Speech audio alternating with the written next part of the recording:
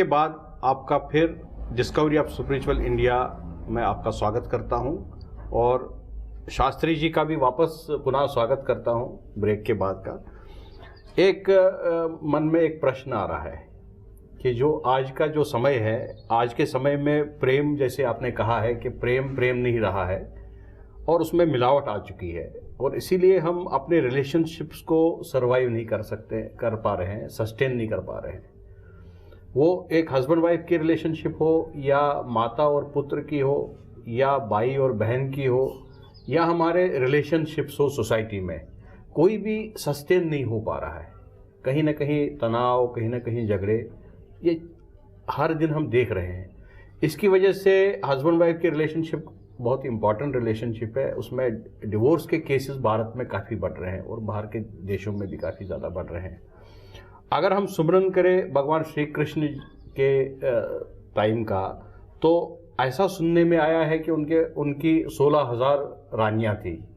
तो वो कैसे अपनी रिलेशनशिप्स को मेंटेन करते थे उस समय में, ये एक प्रश्न मेरे मन में आ रहा है। शास्त्री जी, इस पर आप थोड़ा रोशनी डालिए और कैसे वो रिलेशनशिप्स को आगे लेते थे, कैसे वो अपना प्रेम सभी रानियों को बराबर इक्वली देते थे और आज के समय में ऐसा हम एक के साथ क्यों नहीं कर पा रहे हैं।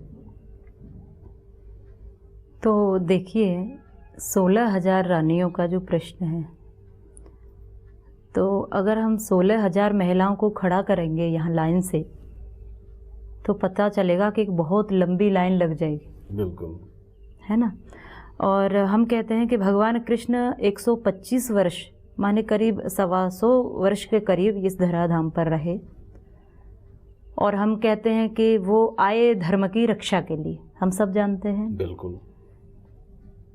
तो 16,000 जो रानियां उनकी थीं, जो प्रसंग कई बार आता है चर्चा में, कथाओं में आता है, उस पर थोड़ा सा हम प्रकाश डालें और थोड़ा सा गहन चिंतन के साथ इसको समझने का प्रयास करें कि जो भगवान कृष्ण धर्म की रक्षा के लिए आए, जिन भगवान कृष्ण ने समाज की कुरीतियाँ जीवन पर्यंत मिटाईं, जिनका एक राजनीतिक जीवन अपने आप में बहुत सुंदर रहा, जिनका बालपन अपने आप में हर एक शिक्षाप्रद रहा, जिनकी जवानी अपने आप में एक योगियों की भांति और योगेश्वर कहलाने पर मजबूर कर दिया लोगों को, तो उस भगवान कृष्ण के ऊपर अगर हम कहें 16,000 रानियों वाला और उनसे 10-10 संतान पैदा करने वाला प्रसंग, तो ये बात कुछ गले से उतरती नहीं।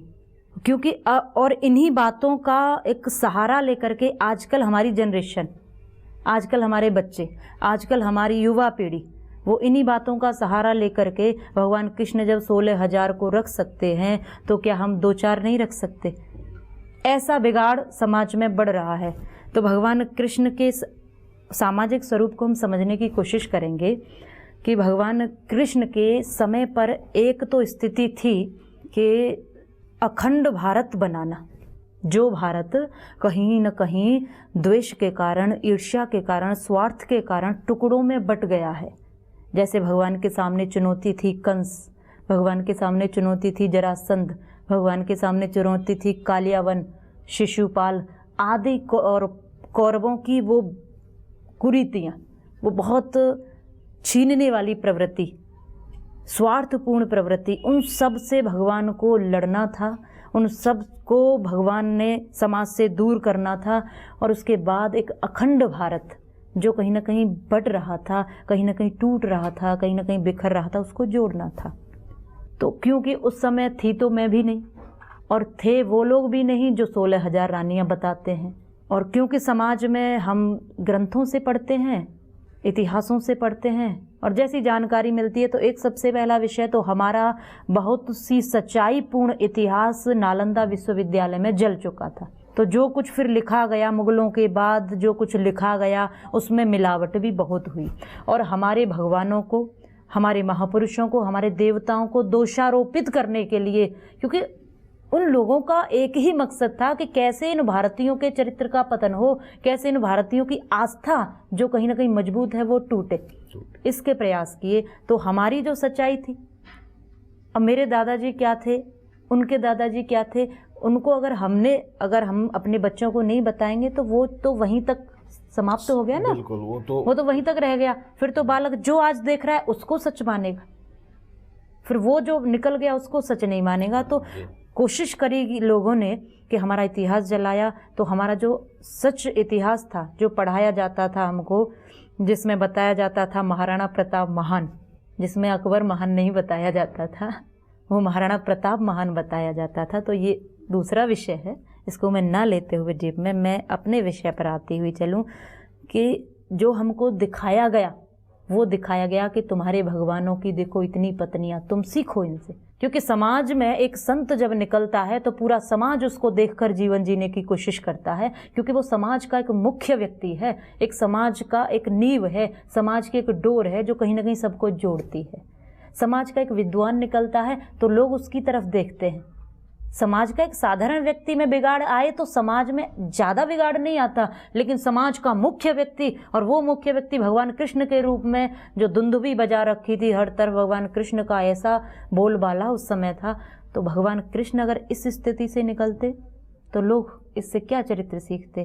पर एक योग की प्रक्रिया भी इसको बोलती नहीं है, और कहीं ना कहीं मुझे लगता है कि बहुत से साधु संत सच्चाई को छुपाने की कोशिश करते हैं, और क्योंकि कारण है उसमें भी अपना नाम ना बदनाम हो जाए। दूसरी बात, हमको लेना देना क्या है समाज से, बस अपना चलता है, बाकी चलने दो। तो 16,000 की जो बात है वो तो एक भौमासुर के यहाँ पर वो 16,000 जो रानियाँ थी, जो राजकुमारियाँ थी, वो बंदी थी, कैद थी।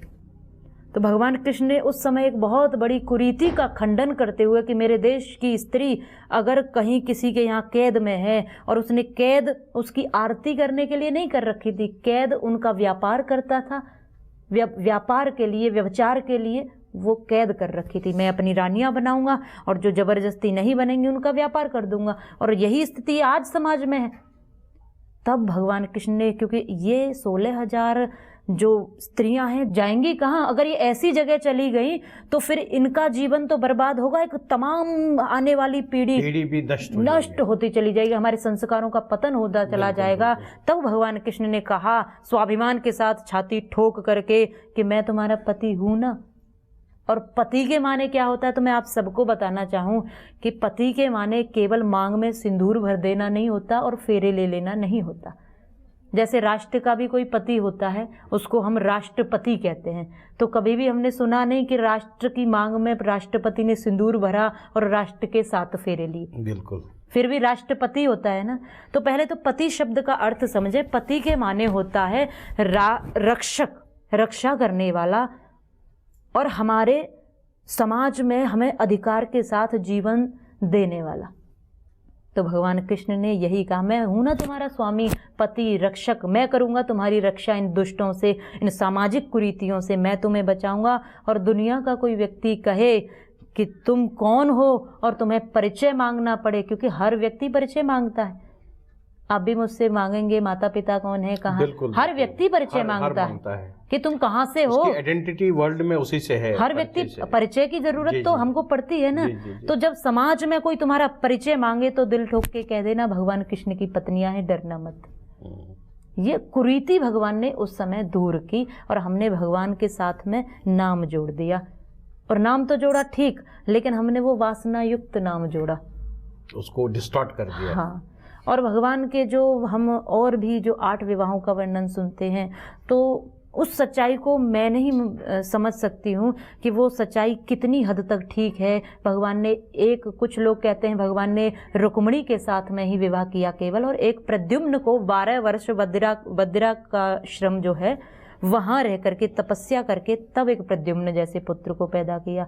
जितना मुझे समझ में आया और जितना मैंने रिसर्च की है इस पर, और जितना मैंने इसको समझने का प्रयास किया है, क्योंकि सत्य वो होता है जिससे शरीर, आत्मा और समाज का विकास होता है। सच वो नहीं होता जिससे शरीर भी बर्बाद होता हो, आत्मा भी बर्बाद होती हो और समाज में भी बुराई फैलती हो। वो सच नहीं होता।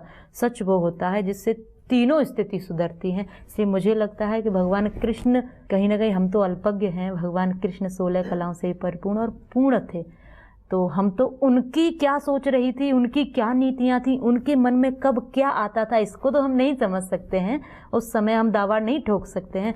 लेकिन आज की स्थिति को देख करके, क्योंकि भगवान त्रिकालदर्शी भी हैं, जो भूत की जानते हैं तो भविष्य की भी जानते हैं, और उनको पता था, जिसने कलयुग को बनाया तो उसको कलयुग की स्थितियों का भी पता था कि उस वक्त क्या होना है, स्थिति क्या होगी, और मुझे कैसा चरित्र सामने पेश करना है। बस भूल इतनी सी हुई कि हमारा जो इतिहास जला ना, तो उसमें जो फिर बाद में जो कुछ लिखा गया वो सही नहीं था, वो मुगलों के काल पर बहुत ही अच्छा। इस चर्चा में अभी तक हमने जो डिस्कशन किया है वो बहुत 3 बड़ी इम्पोर्टेंट चीज़ें निकल के आ रही है, जिसकी मैं ऐसा समझता हूँ कि एक नई खोज है, वो मेरे लिए भी एक नई लर्निंग है। मैं आपको कैमरा के सामने ही बता रहा हूँ सभी दर्शकों को कि मैंने भी 3 चीज़ें पहली बार ही सुनी है।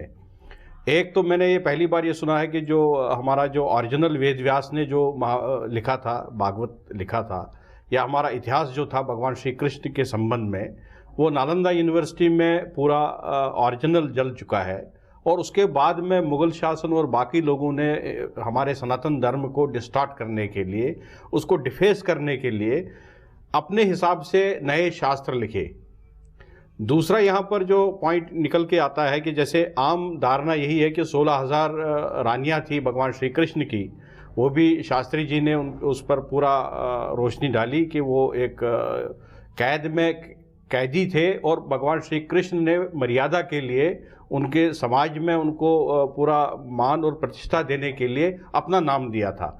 और तीसरी बात ये भी निकल के आई है, यहाँ पर बहुत ही इम्पॉर्टेंट खोज निकल के आई है कि जो राधा थी वो एक्चुअल में एक फिजिकल बॉडी नहीं थी, वो तो एक शक्ति थी भगवान श्री कृष्ण के साथ में, और वो उस शक्ति के बल पर ही वो आगे बढ़ते थे। यहाँ पर हम एक छोटा सा ब्रेक लेना पड़ेगा फिर एक बार, और ब्रेक के बाद में हम डिस्कवरी ऑफ स्पिरिचुअल इंडिया की ये चर्चा शास्त्री जी के साथ में जारी रखेंगे।